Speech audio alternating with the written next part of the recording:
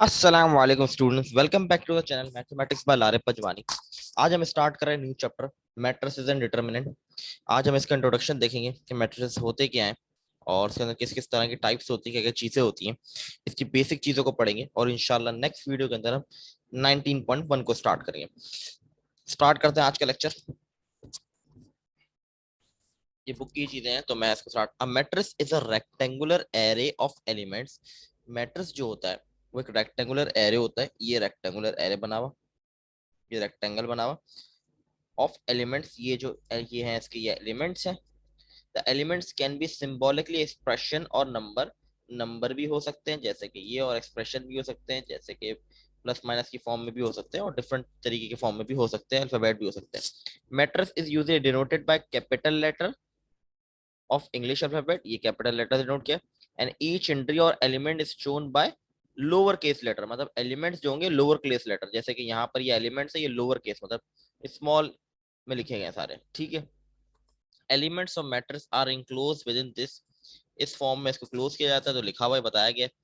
इस फॉर्म में भी सही है, इस फॉर्म में दोनों चीजें बिल्कुल करेक्ट है, ठीक है। अब ये बेसिकली मैट्रिक्स बना के आपको दिखाया गया, इस तरीके से मैट्रिक्स बनाते हैं। अब इसका मतलब क्या है, यहाँ पे A11 का मतलब यहाँ पर ये है बेसिकली, ये A11 का मतलब है first row first column, first row second column, first row third column. ये फर्स्ट रो चल रही है और ये थर्ड कॉलम है, तो इस तरीके से इसको 2 1 मतलब second row first column, second row second column, second row third column, इस तरीके नंबर्स को गिवन है। इसी तरह नीचे एक example given, let take an example of matters in real life. Following data show the number of residents, television and computer in 3 houses. 3 house given है, residence 4 है, टेलीविजन 2, कंप्यूटर 1। इसी तरह हाउस बी में 6 रेजिडेंट्स है, 2 television और 3 computer, फिर 2 1 and 3। तो ये हमने इसको मैट्रिक्स की फॉर्म में बन कर दिया, 4 6 2 2 1 and 1 3 0। तो इसको मैट्रिक्स में कन्वर्ट करने का तरीका बताया हुआ है, बहुत सिंपल सी चीज है, कोई ज्यादा मुश्किल चीज नहीं है। द प्लूरल, ये बेसिकली लिखा हुआ है, कट हुआ है, the plural of matrix is matrices. जो प्लूरल होता है मैट्रिक्स का वो मैट्रिसेस होता है, ठीक है। तो ये भी इंपॉर्टेंट पॉइंट है, एमसीक्यूज में पूछा जा सकती हैं चीजें आपसे। तो आगे मूव करते हैं। Ross and column, the horizontal line of entries in matrix is called raw. ये इसकी रॉज है, हॉरिजॉन्टल लाइंस, सही है। तो ये इसकी 2 रॉज हो गई। The vertical lines of entry in matrix called column, तो ये इसके कॉलम हो गए। तो यहाँ पे टोटल 4 कॉलम बने हैं, ठीक है। ये एक एग्जांपल गिवन है और मैंने आपको रॉ क्या होती है, कॉलम क्या होती है, आपको आइडिया हो गया हो गया। नेक्स्ट टॉपिक है the order and the size of a matrix. आगे बड़ा इंपॉर्टेंट टॉपिक है, आगे बड़ा काम आता है ये। तो ऑर्डर या साइज ऑफ अ मैट्रिक्स कैसे पता करते हैं, मैं आपको समझाने की कोशिश करता हूँ।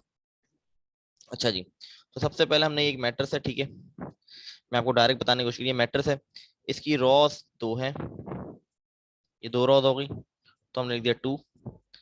कॉलम मेरे पास कितनी है, 3 कॉलम है, तो मैंने लिख दिया 3। और बीच में मल्टीप्लाई का साइन।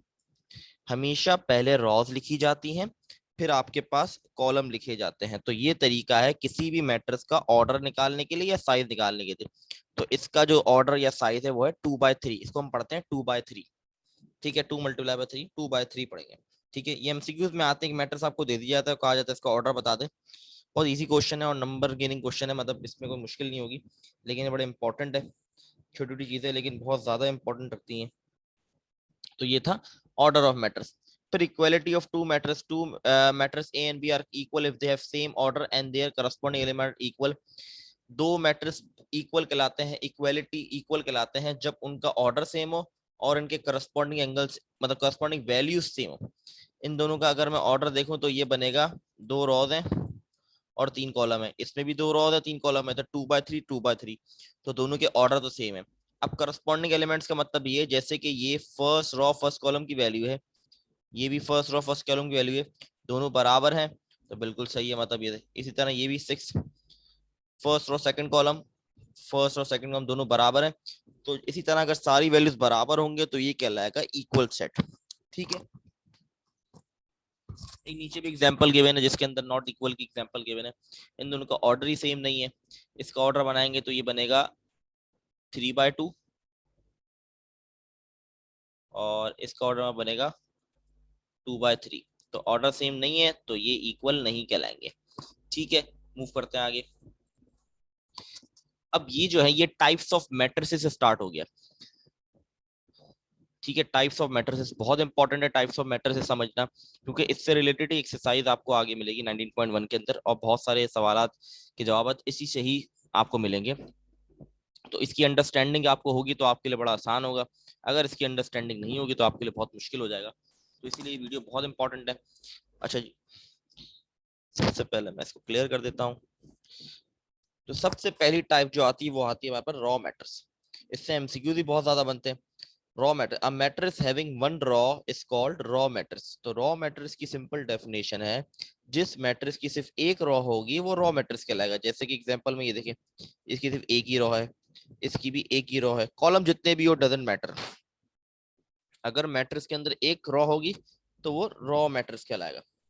इसी तरीके से सेकंड है column, a matrix having one column is called column matrix. अगर एक कॉलम होगा तो ये कॉलम मैट्रिक्स कहलाएगा, सिंपल डेफिनेशन। थर्ड है हमारे पास rectangular matrix, a matrix in which number of row is not equal to number of column is called rectangular matrix। जिस मैट्रिक्स की नंबर ऑफ रॉ और कॉलम बराबर नहीं हो वो रेक्टेंगुलर कहलाता है। फॉर एग्जांपल जैसे कि मैं इसको देख लूं, यहाँ पर मेरे पास 2 रॉज हैं और 3 कॉलम है, तो ये दोनों बराबर नहीं है, कॉलम और रॉ बराबर नहीं है, तो ये रेक्टेंगुलर मैट्रिक्स कहलाएगा।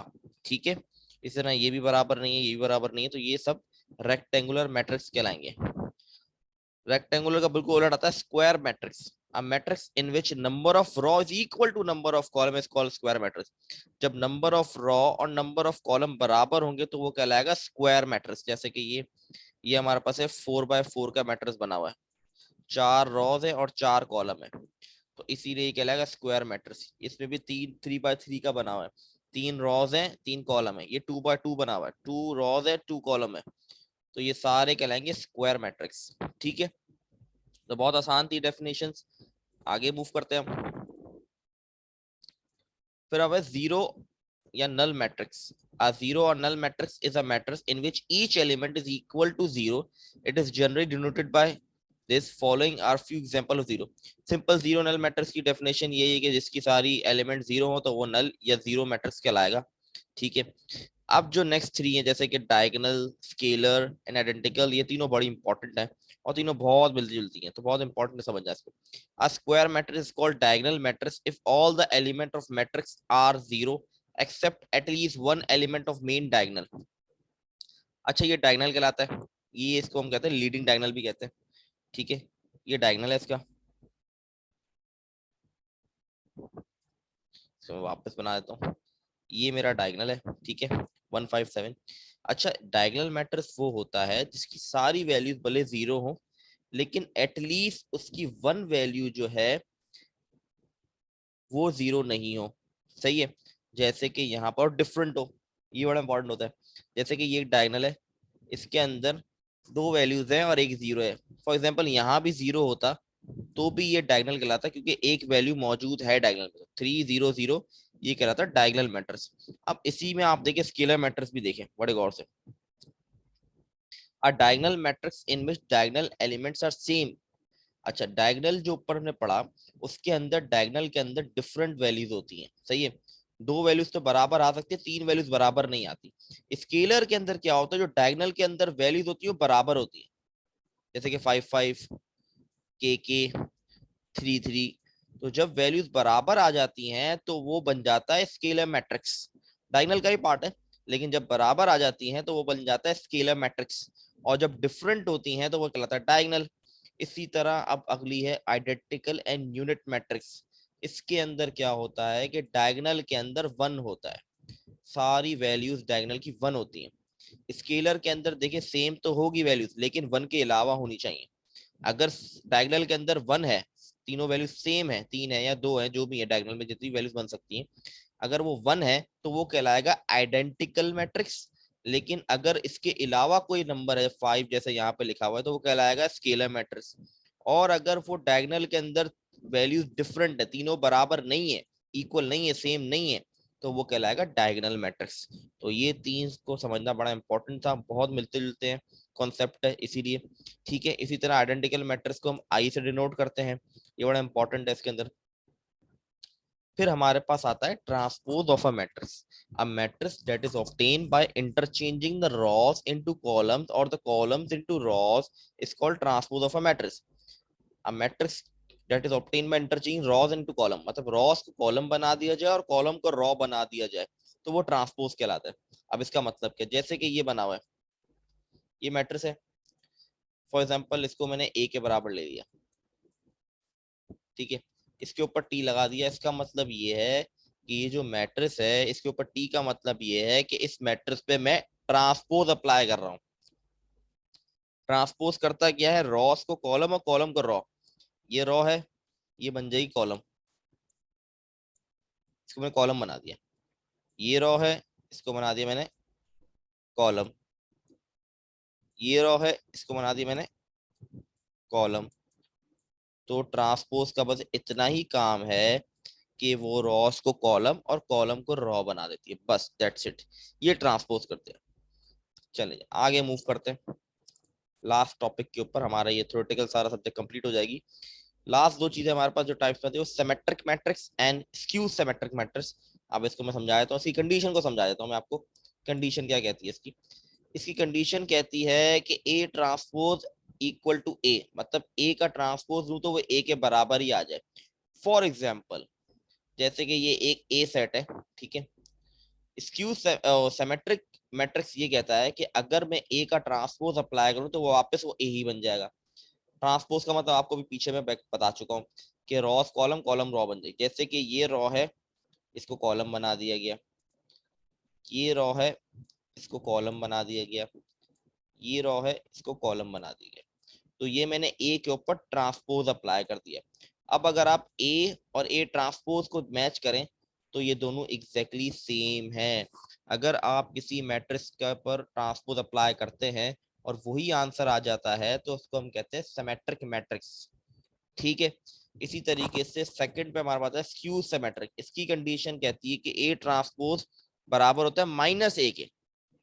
अब ये क्या मतलब देखते हैं, जैसे कि ये एक मुझे ए सेट गिवन है, ठीक है, इसका मैंने ट्रांसपोज निकाला, ये रहा ट्रांसपोज। अगर अब मैं मैच करूं तो ये मैच नहीं हो रहा है, इक्वल नहीं आ रहा। अगर मैं ए और ए ट्रांसपोज को मैच करूं तो ये इक्वल नहीं आ रहा।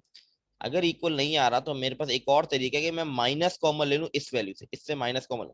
जब मैं इससे माइनस बाहर ले लूंगा तो इन सब की साइन चेंज हो जाएगी, ये पॉजिटिव हो जाएगा, ये पॉजिटिव, ये नेगेटिव, 0, 7, -4, -7, 0। और अगर अब आप मैच करेंगे तो ये दोनों बराबर आ गए, अगर आप गौर से देखें दोनों बराबर आ गए। तो ये पूरा ए के बराबर है, इसलिए कहा जाता है कि ए ट्रांसपोज बराबर हो गया माइनस ए के, क्योंकि माइनस बाहर है और ये पूरा ए है, तो इसके ए लिख देता हूँ। तो ए ट्रांसपोज बराबर हो गया माइनस ए के, तो ये कहलाएगा स्क्यू सिमेट्रिक। आगे हम एक्सरसाइज सॉल्व करेंगे इंशाल्लाह नेक्स्ट वीडियो के अंदर, तो और बहुत सारी चीजें क्लियर हो जाएंगी। लेकिन बहुत जरूरी है कि आप इसको बड़े गौर से सुने और इसको नोट डाउन करें चीजों को, ताकि आपकी अंडरस्टैंडिंग हो। अगर आपकी 20-30% भी अंडरस्टैंडिंग है तो आपके लिए आसान होगा नेक्स्ट एक्सरसाइज जब 19.1 स्टार्ट करेंगे, उसमें आपके लिए आसान होगा इसको सॉल्व करना। तो इंशाल्लाह नेक्स्ट वीडियो के अंदर एक्सरसाइज 19.1 स्टार्ट करेंगे, तब तक के लिए अल्लाह हाफिज।